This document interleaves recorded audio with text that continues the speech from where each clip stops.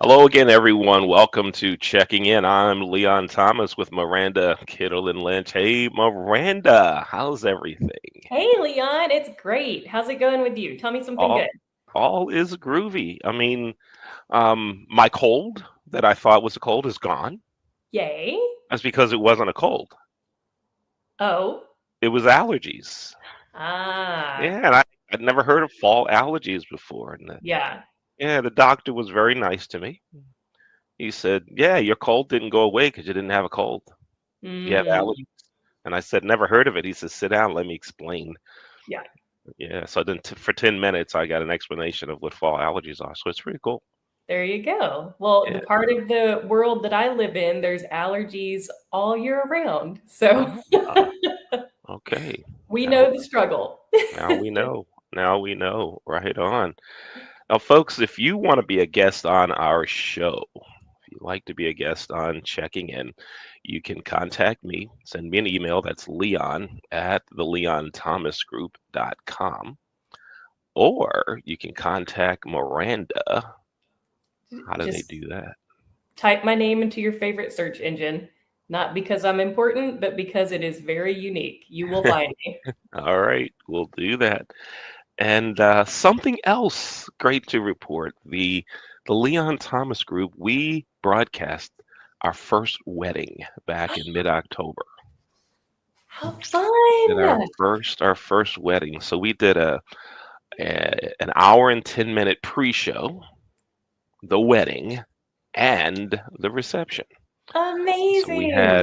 we had four of our students working at Friendly Farm, a unique restaurant in Upper Co, Maryland, north of Baltimore, and our editors got a chance to really put some things together, and the family just loves it.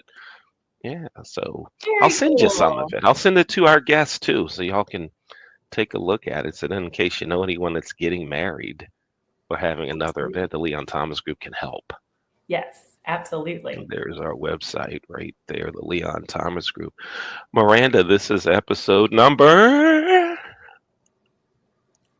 141. sounds good. Let's go. Let's go with that. Let's go with that. We'll have to take an official count at some point, but And I I think, know every show that you're going to ask me, and yet I fail to prepare every single time. well, you and I never know the true answer either. So we're just throwing numbers out there, but that 140 something does sounds accurate.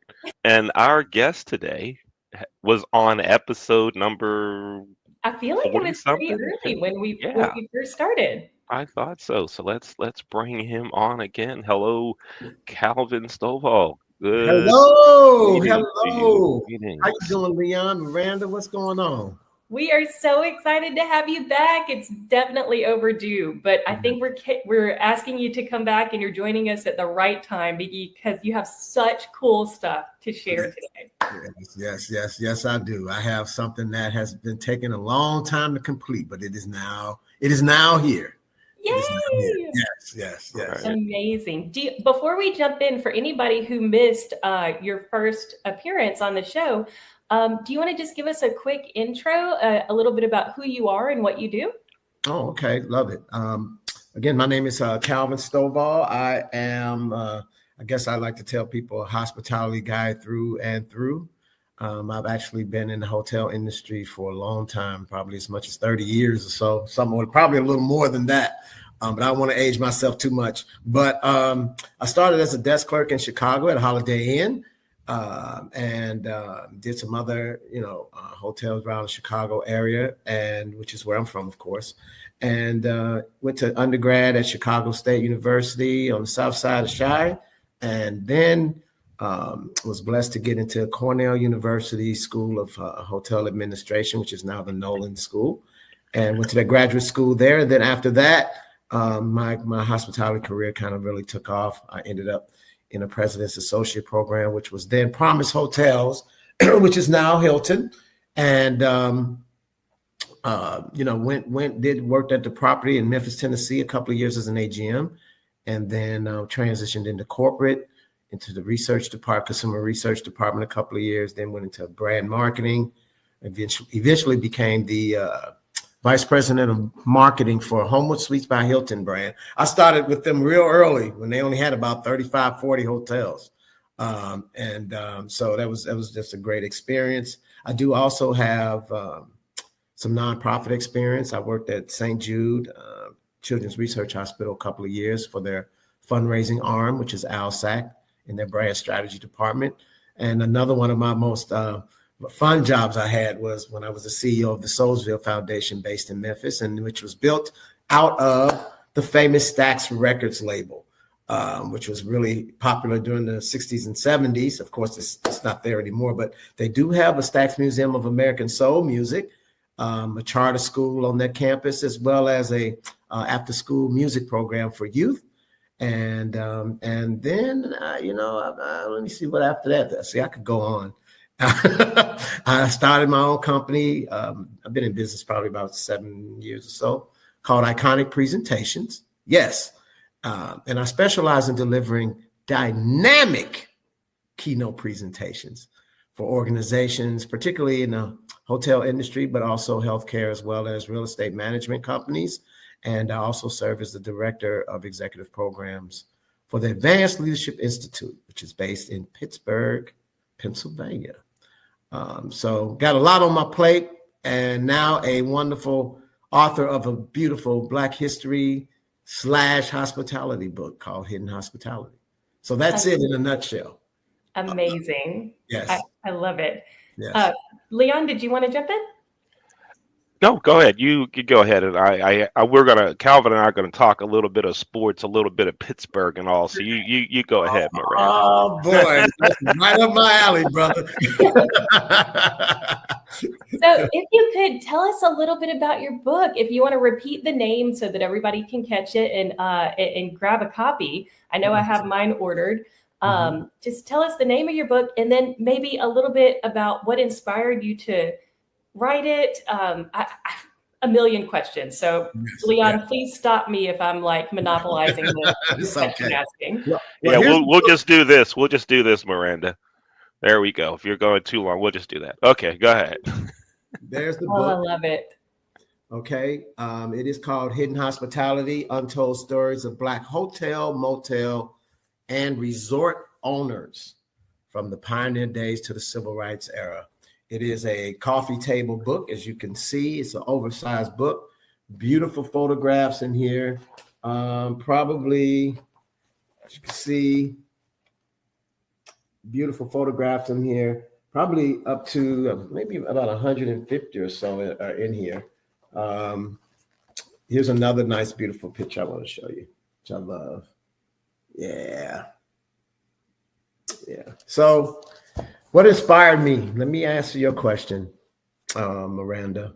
First, we got to turn the clock all the way back to about 1993, when I was in graduate school at Cornell School. So, a gentleman who was running an organization, or he was the founder, him and three other people founded an organization there called the National Society of Minority Hoteliers, and basically. His name was Evan Frazier, actually, who I work with now at the Advanced Leadership Institute. He asked me to do some research for a conference they were having on Black hotel ownership from a historic perspective. I was like, cool, that's pretty interesting. So I went and started the project, and I was finding not a whole lot of stuff, but enough. I was looking at stuff, and Miranda, I'm going to say this. You're pretty young, so you may not even know what this is. I was looking at stuff on microfiche, and in the library, I was spinning, looking at articles, periodicals, and stuff. You know what microfiche is? I used it when I was in my undergrad. Oh, okay. There you go. All right, then. Okay. All right. This is just a lot of Botox. But I'll take the compliment. That was good. So, what ended up happening was, I got intrigued by it, by the content, and it became my monograph, which is what you need to, have to write a full monograph so you can graduate. It's a requirement. It's not nearly as intense as a thesis, but You got to put a nice piece of work together. And at the time, it was called Hospitality Historiography. Of course, my publishers were like, nah, that title is just not going to work.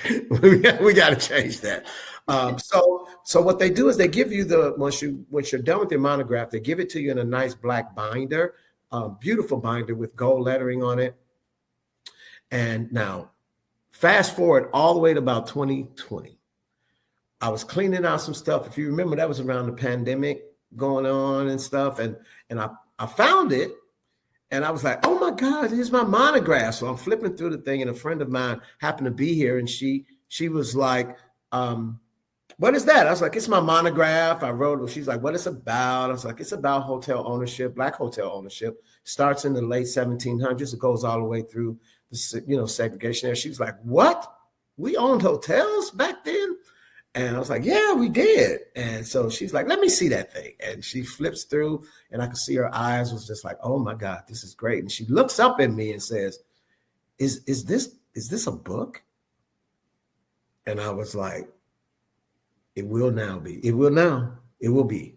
So I called a couple of people to just get their insight and what they thought about putting something like this together. Even Evan, he was like, if you can pull something like that together, brother, that would be fantastic. And so my publisher was so excited, which is Brown Books Publishing in Dallas. They did some initial research on the subject and found out there was no other book out there on the shelves like it. So it is a true groundbreaking book. Now, I know some people have written about the Green Book, but this book covers the Green Book, stuff before the Green Book and after. So, the Green Book ran from like 1936 to 66 or 7 or so. But this is a full chronological walk of Black history through a hospitality lens, if I could describe it in summary. That's amazing. This is amazing. And I'm so excited to add it to my bookshelf because and this is not a DEI podcast or a political statement or anything like that. So nobody freak out. But in our bookshelf, in our family room, where my children spend most of their time, I like to have books such as this because they get curious. They're only 7 and 9, but they do get curious, and they'll go pick up these books and they'll say, Mom, what is this about? What does this title mean? And it's a great way to start conversations that lead to learning opportunities. That is fantastic, Miranda. And you know what? I love that you shared that. And because part of my reason for writing this book is, of course, to talk about the history, to tell a story about Black history that most people don't even know about, first of all. But it was, because I truly believe that Black history is American history. And so telling these stories is going to open a lot of people's eyes. And one of the audiences that I wanted to open are younger people that are inspired by stories and entrepreneurship and Black excellence and all of that. And my hope is that when they read this, if they walk away saying, you know what, if they can do that and build some beautiful properties during the most challenging times in America, I should be able to do it too. Mm-hmm. If they get that, if you get this out of that book, I'm happy. That's really a thrill for me. Yeah. Absolutely. Yeah, that is great. And Calvin, I want to again reiterate what I did on another show that our company produces. You came on Wake Up Baltimore last week, Monday morning at 7:30, and I told you that you were the first Black presenter that I sat under at a Hilton convention, the Hilton conference, whatever we were calling it, when you were with Homewood Suites. Yeah. And so I will never forget that I looked up and I said, wow, there's someone like me that's on the stage. This is great. Wow. This is great. And I was sitting with another Black manager, and we're like, there he is. Look at this. Look at it, Brother, man, that warmed my heart when you told me that, Leon. Yeah. That truly did. I that's why, you know what? That's why you never know who you're impacting. That's why I always tell people, man, be kind to people. Yeah. You just never know. Be kind and be inspiring, help others, because you just never know who you're going to impact, Yeah. So telling me that was a great story, man. Yeah. Yeah, and then to find out about your book that you kind of teased with us when you were on checking in before, told us it was coming, and now it's here, and then to hear some about it and to know that there were actually Black hotel owners way back, right? Back. And that was so interesting to find out about. But also in your book, you talk about ownership today too, right? You just Mhm. didn't stop. Tell us some about that. Yeah, the last chapter of this book, what I wanted to really try to do is tie the past to the future. And the last chapter of this book is called it's in chapter 8, Beginning of a New Era, which is here. All right. You may recognize the property that's next to it. That is Sheila Johnson, who is the CEO of Salamander Collection. That's one of her hotels, and I think that's the one in Middleburg, Virginia. Of course, she's a huge inspiration and for all of us in the hospitality industry. But I also cover a lot of others like R. Donahue Don Peebles. I'm sure some of you know, who's the CEO of Peeble Corporation. I have photos of him. Kristen Kitchen, who's a founder and CEO of Sojourn Heritage Accommodation. She has a hotel in Miami called Dunn's Josephine. I cover, of course, Sheila's in here. I talk a little bit about Pharrell. He doesn't own a hotel in Miami. I believe it's called Good Time, but he did play a big role in its decor and decorations and so forth. I don't know if you know that, I can't remember the gentleman's name. If it'll probably come back to me. That owns a hotel called the International House in New Orleans. Harper, what's his name? What's his first name? The actor. It'll come back. Hill Harper. He owns a hotel in New Orleans as well. And then I also cover people like Deidre Mathis in Houston. Mm-hmm. So there's several Black hoteliers that I put in here that are out there today. And I did that to show people that we're still out here, but not nearly at the impact we need to be. We're still only 2% of all the hotels out there today. So we still have some growth to go. But the great thing is that we're making an impact. People like Davon Reeves, Tracy Prigmore, and people like that who are out there really trying to grow our impact in the hospitality industry from an ownership standpoint, which is great. Right on. And one more before we go back to Miranda. You mentioned to me on the other show that there was a professional boxer who owned a hotel in Baltimore. Yeah. Right. The connection to sports. So, Magic Johnson and folks like that want the first folks to have property, right? This boxer, tell us some about that. Oh, wow. I'd have to go back in here and find him. But Joe Gans, let me see. Yeah. Joe Gans was the what they call the master.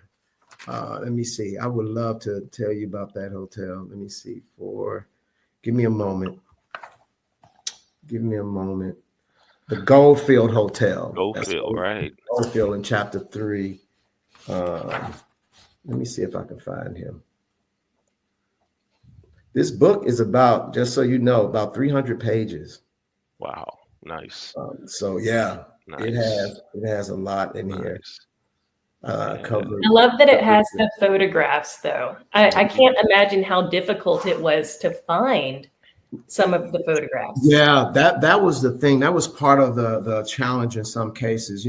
People are probably going to flip through this book and be like, why he didn't include this hotel? Why is this the hotel? You know what? First of all, I can't put every hotel in here. It would have been that thick.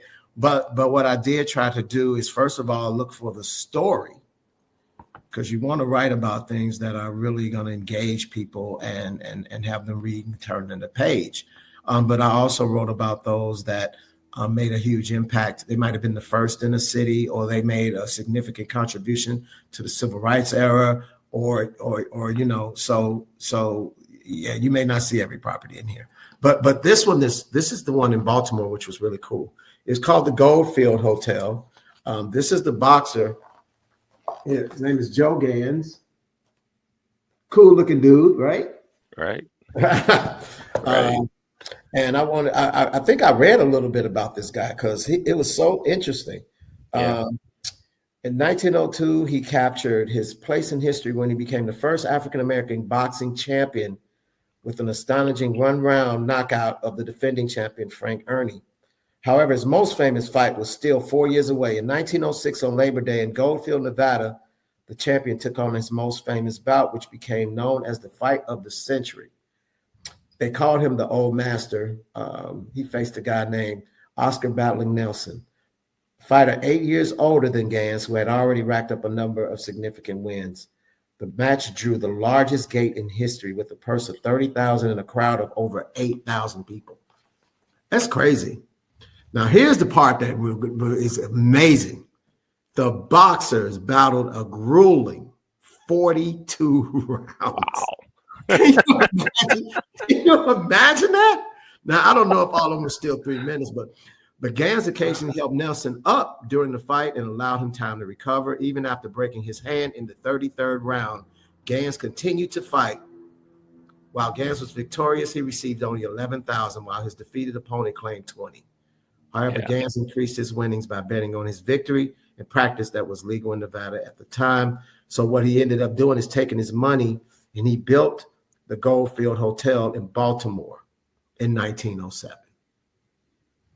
So here's his hotel, and here's him sitting in a nice ride. Interesting.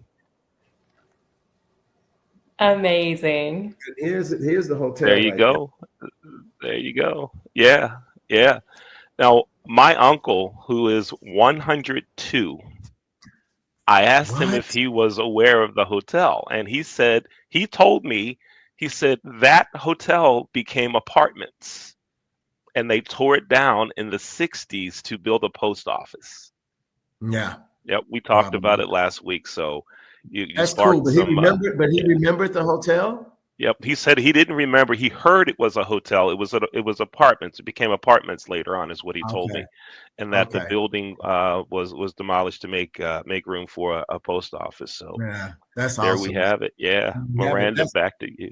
Yeah, but just to follow up on that, Leon, that happened to most of the hotels that are in that book. In the book, is that when the Civil Rights Act of 1964 came into play. That was signed by President Lyndon Johnson. It allowed Blacks to go to all hotels they wanted to. So what ended up happening was a lot of the properties that most of them in here are gone because they relied on Black patronage to survive. So once they left, they couldn't survive. A lot of them, became old, couldn't get a loan to refurbish. So eventually they were either torn down or repurposed, like you just mentioned, the Goldfield Hotel, into senior housing, apartment buildings, office buildings, and things of that nature. So, yeah, I always get that question too, Calvin. Do you think the Civil Rights Act was good for Black enterprise? And progress is progress. You got to keep moving forward. But I just wish we would have stopped for a moment to say, hey, we need to make sure we preserve these other properties over here and make sure they survive. Just from a generational wealth standpoint, could you imagine if we'd have kept at least a third of those? It would have been a whole different ball game out here, you know? Yeah, but, definitely. Yeah. But that wasn't the only reason. The Civil Rights Act played a major role, but also progress. You had a lot of situations. People weren't building highways through like those neighborhoods because, everybody knows about Black Wall Street, but there was a Black Broadway in Washington, D.C. There was a Fillmore district in San Francisco. There were Black Bottom in Detroit. There were other areas where they had a lot of Black enterprise like that, and there were no. So yeah. You'll read about all that stuff in there. Yeah, right on. Right on, man. And you mentioned that you also cover aspects of the Green Book in your book. What other ways did you see how these Black-owned properties changed the travel experience here in the United States? Like, some of them, I believe, seem obvious, but I'd love to hear from your perspective, having kind of lived through the research. Like, what did this mean for the travel experience at that time? It was huge. It was huge. Because first of all, the Green Book played a major role in making sure keeping us safe as we traveled across the country. You couldn't stay in certain hotels. There were sundown towns. If blacks were caught in certain areas after dark, I mean, they could be hurt. In some cases, violence. In some cases, probably killed. So the Green Book was essential to making sure you had a list of hotels. A lot of people opened up their homes for people to stay in. We were the first the first B&Bs, Airbnbs, because people were coming to stay because they didn't have anywhere else to go. Right.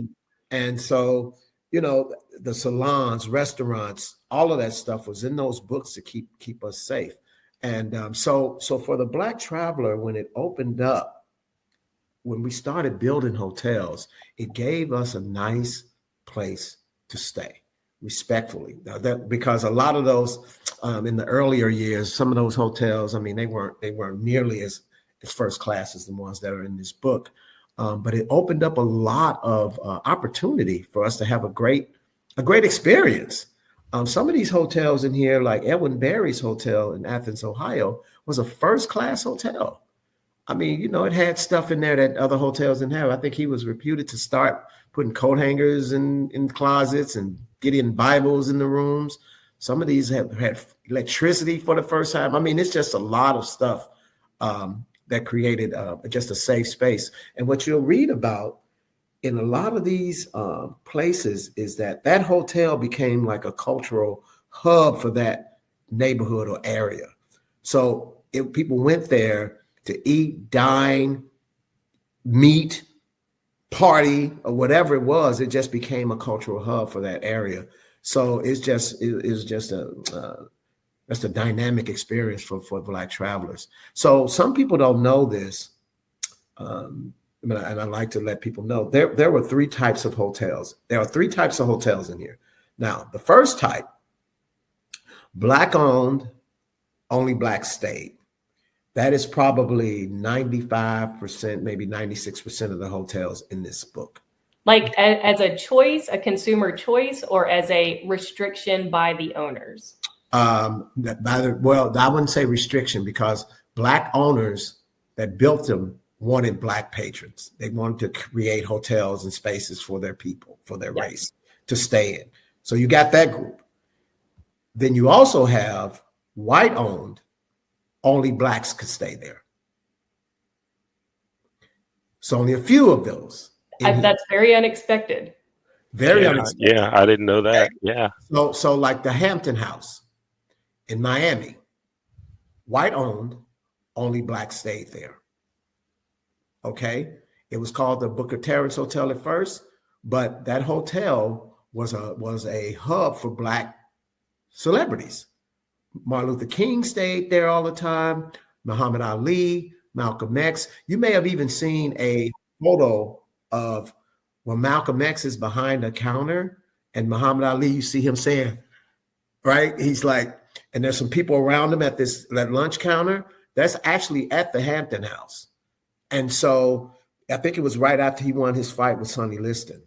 And there was a movie called Night in Miami that came out, it was a while back, but that was supposedly at the Hampton House where that was the setting supposed to take place. That hotel is still there. It's a cultural center and museum, but that was white owned, only Blacks. So if you know all of the entertainers like Sammy Davis Jr. and all those people, they could perform in clubs in downtown Miami, but they had to leave and come back to the Hampton House and stay. Okay. So that's the second type. Okay. Then you have Black owned, 99% white patronage, or nearly. Okay. I'm going to use Edwin Barry in this case as well. Edwin Barry had a beautiful, gorgeous hotel in Athens, but most of his clientele were white. And he was such a great hotelier. People came there for the experience that he delivered. So it's not a lot of those in here, but he was probably one of the first where people knew that he was a Black owner and they had white customers mostly. So yeah, so that's something eye opener for a lot of people. Yeah. And when you think about this time, this is like late 1800s, early 1900s, when you have situations like that. So very different. And what I found in this book, Leon and Miranda, which is Black people really didn't reject you because of your race. You could still stay. It was always the other way around. White owned, they didn't want Blacks in there. So Black people were cool. If you white, you come on in. It's okay, you know. But it just wasn't the same on the vice versa, you know. Yeah.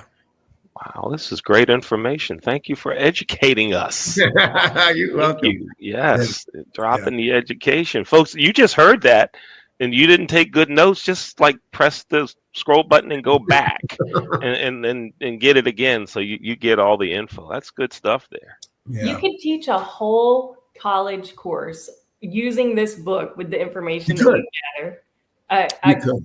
Amazing.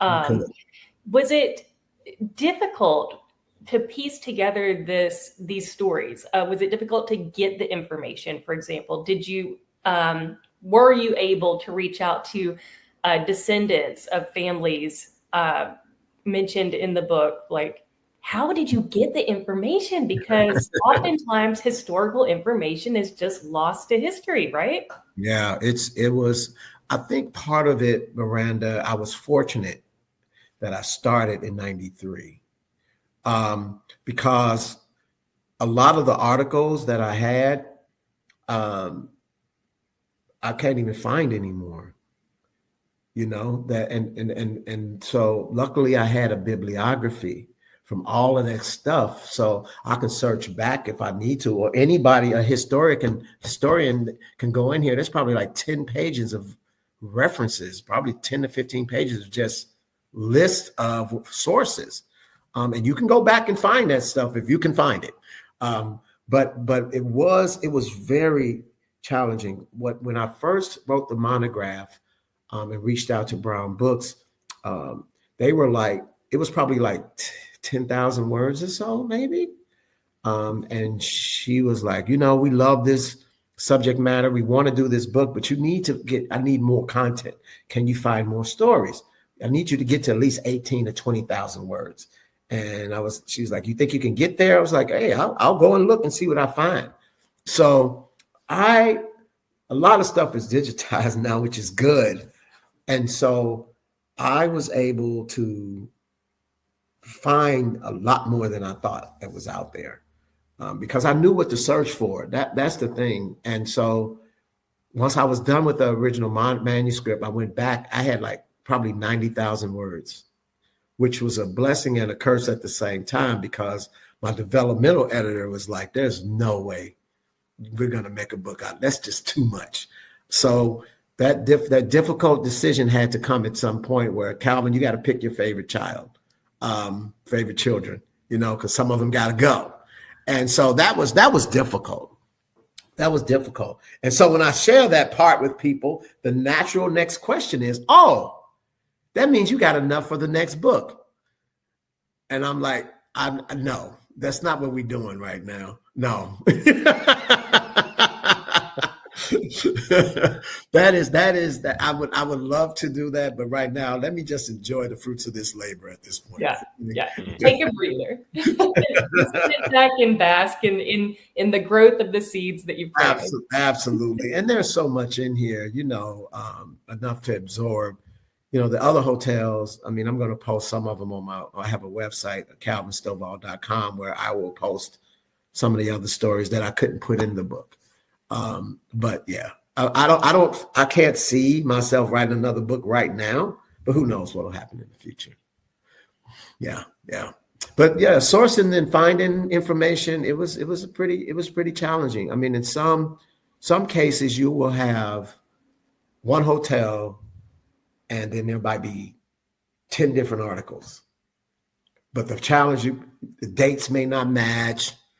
Somebody may say this and that, and it doesn't make sense. So the whole editing process and understanding, looking at the resources, because I would go with the most common date and trying to make sure that I want to be as accurate as possible, because I don't want to misrepresent anybody in here.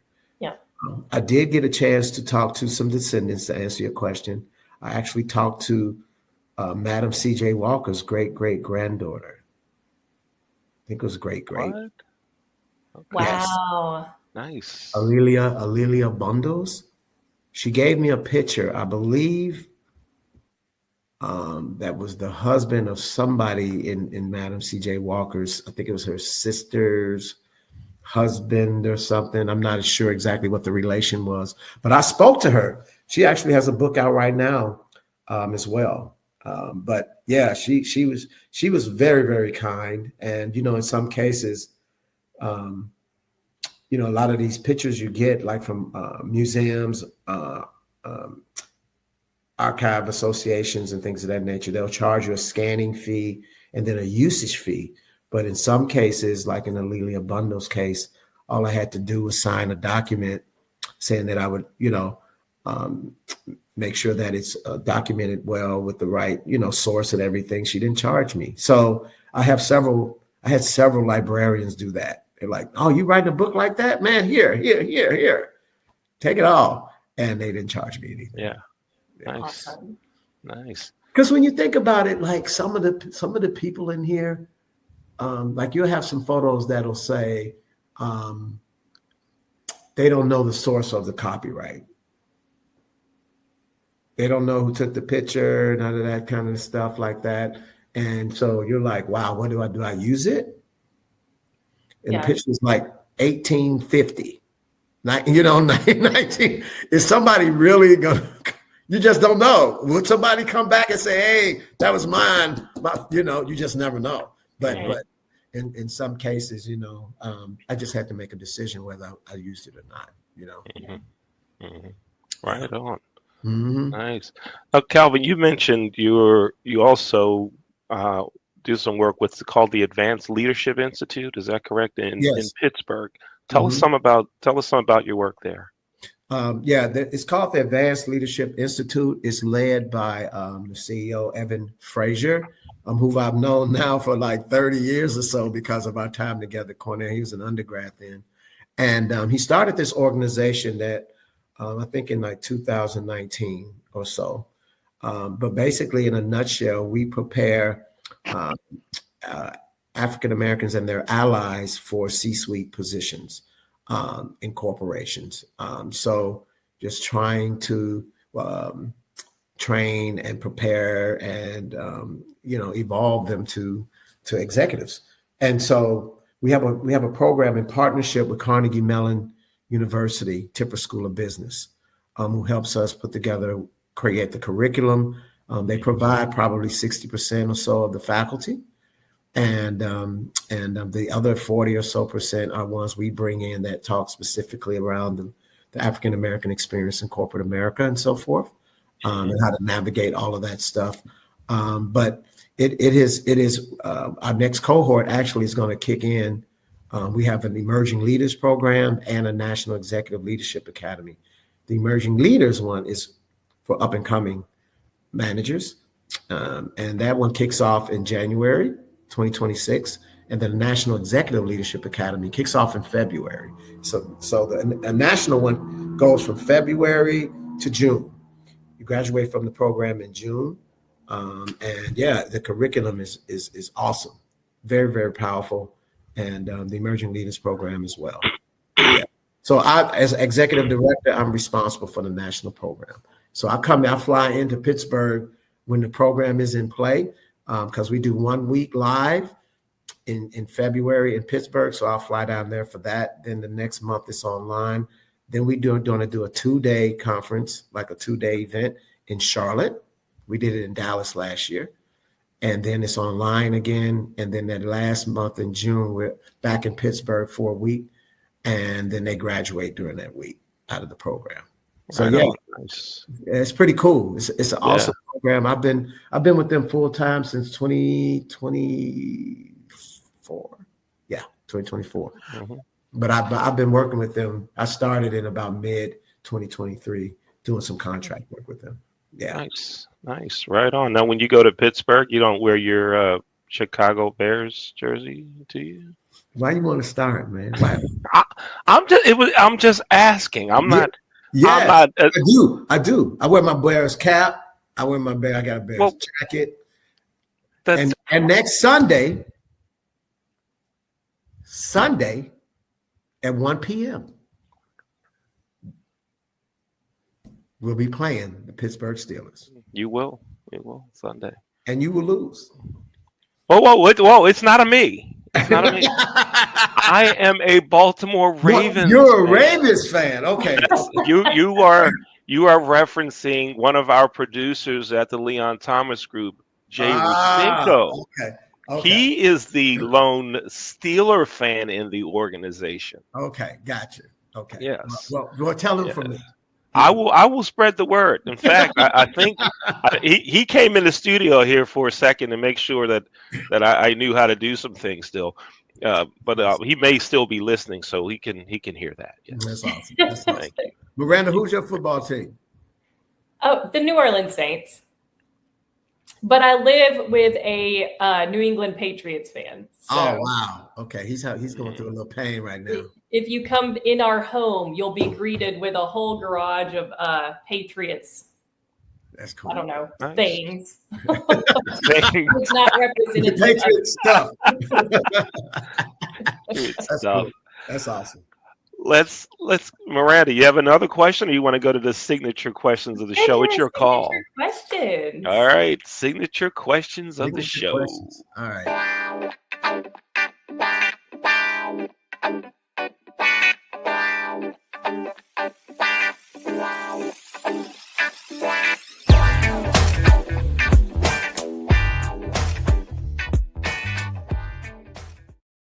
Now, Calvin, the first thing, there are 3 signature questions. We just don't want to change the video. Oh, okay. Hey, there are 3. Now, when you were with us before, did we have signature questions at that time? I don't know. I don't remember. I don't remember. You know, we're going to roll with them. Yeah. All right. All right. Question number 1. Have you ever had a Maryland crab cake? Maryland crab cake. I probably have. Uh-oh. Where were you for this Maryland crab cake?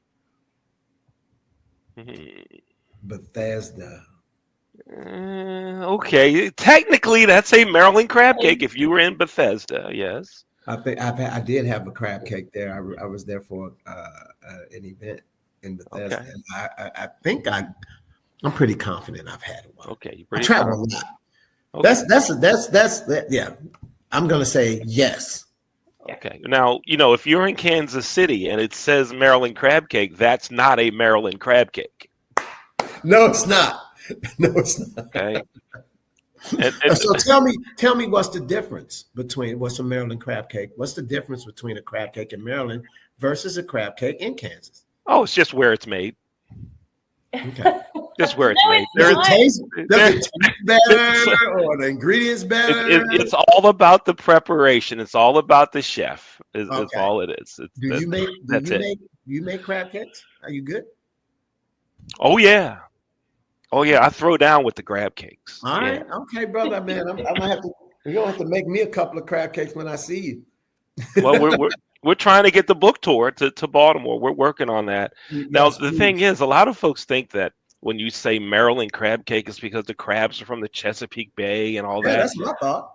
Our crabs are from Louisiana and North Carolina. Every crab place here will tell you that. They tell you. Crabs are from North Carolina and Louisiana. I had no idea. I sure thought they were from Chesapeake Bay. Yeah. If you go to the southern Maryland, they get their crabs from Maryland waters. But here in Baltimore, nope, we don't. And Miranda, I'm remembering a couple years ago, you sent me a picture. You were at an event somewhere, and they had Maryland crab balls or something. And you sent me a picture going, is this real? Like, no, there's no crab balls. It's crab cake. I think I was in I bet it was good. I bet they were good. I mean, I like crab, so Yeah, me Yeah, too. yeah. I mean, if you it can get a tastes good, ball or a cake, great. whatever. Yeah, Yeah, yeah. It could be crab pancake. That's probably right. works too. Yeah. Now, here's our second question. Have you ever had bean pie? No. Have you ever heard the words bean pie put together? I think I have bean pie. Where would I have heard that in Chicago? I feel like I heard Yeah, oh, yes, definitely in Chicago. Muslims. Did they Yes, say come Muslim? on, Yes, come on, come yes. on. Said Yes, bean pies. Yes, I think I yes, have tasted one. Yes, I have. yes, yes. I was Thank like, I can remember them on the side of the street. Yeah, the bean pies. They had the Defender. the newspaper, the final newspaper, call, and the yes. There you absolutely. go. You're from Chicago. Muslim brothers. Yeah, Of course. Thank you, yep. Miranda. She doesn't think bean pie exists. They do exist. They truly do.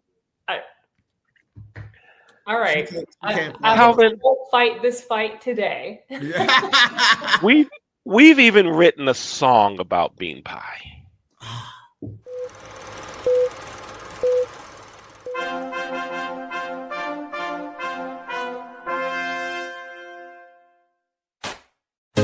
What advice does your 20-year-old self need to know? That's the signature question that ends the show. Crab cakes come up before we say goodbye, and we also ask, have you ever had bean pie?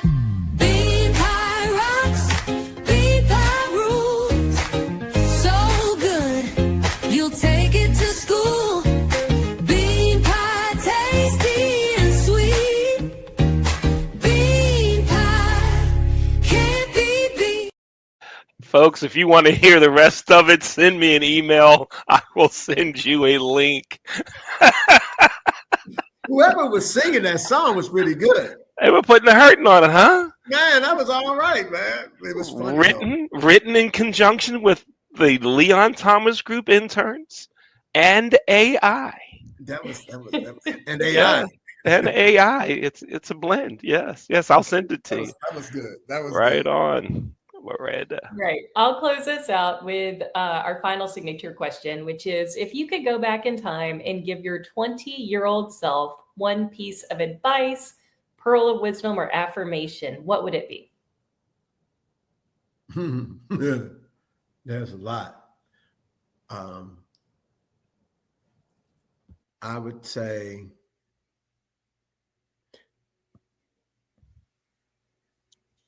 how do I want to say this? Basically, if I could go back and tell myself 20, Calvin, things are going to take longer than you think they will. And that's probably a lesson. I'm a very focused and driven person, and I create sometimes too high expectations for myself, and I underestimate how long things are going to take. But they always take longer. This book has humbled me to a whole nother level, because I thought, first of all, it was going to be easy to raise money because I went with a hybrid publisher because of the content. And secondly, because of my passion and drive and fire for the subject matter, I thought I would get it done sooner. But what I realized is that things happen when they're supposed to happen. And God's grace, he gave me the strength to keep pushing through to finish it. But, it was a long process, and it wasn't nearly as easy as I thought it might be. Yeah. Okay. So if you're going to write a book out there, give yourself grace, because there will be days when you wake up and you will not want to write at all. But the next day you might be fired up. The next thing you know, you're writing to 2 and 3 in the morning. But stick with it. Finish it, because people want to hear your story. Yeah. Right on. Yeah. Finish it. I like it. Finish it. Finish it. Right on. Finish it. We're here with Calvin Stovall, the author of Hidden Hospitality: Untold Stories of Black Hotel, Motel, and Resort Owners from the Pioneer Days to the Civil Rights Era. Folks, you can get a copy of this book. You want to buy the book, please buy the book. Calvin, they can buy it just about anywhere, but where's the best place to buy this book? Where's the best place The to best place to buy the book is to go to calvinstovall.com. There is and when you go in there to say buy, there's a direct. If you click direct, it's going to take you to a PayPal page. That gets me more of the profits of the book. But also, if it's more convenient for you, do Amazon, Barnes and Noble, whatever you like. I just appreciate your support, whatever channel you decide to go to. But y'all go to calvinstovall.com. Yeah, that's better. Go to calvinstovall.com. And when it comes to buying your hotel rooms, go to the hotel's website. Don't go to Expedia or wherever else out there. Don't do that. Whoever's going to call me and beat me up for it. Only sales. I don't have a sales director, Leon. We need them to sell rooms for us. Then you need to get a sales manager then, or a director of sales if you're relying on those third-party sites. Okay, I'm done. All right. He's off the soapbox. Right on. Go to calvinstovall.com. Calvin, thank you so much for being with us. Hey, thank you so much for inviting me, Leon and Miranda. I just think it's a great, giving me this great opportunity to share my project, my passion project. Yes. I'm grateful for your time today and for your listeners. Thank you for checking in. Checking in, right. Thank you for checking. That's Miranda. That's our new closing line. That's our new closing line. I love it. Thank you for checking in. I love it. Yes. Yes. Hello, it's 10 o'clock. Do you know where your children are? But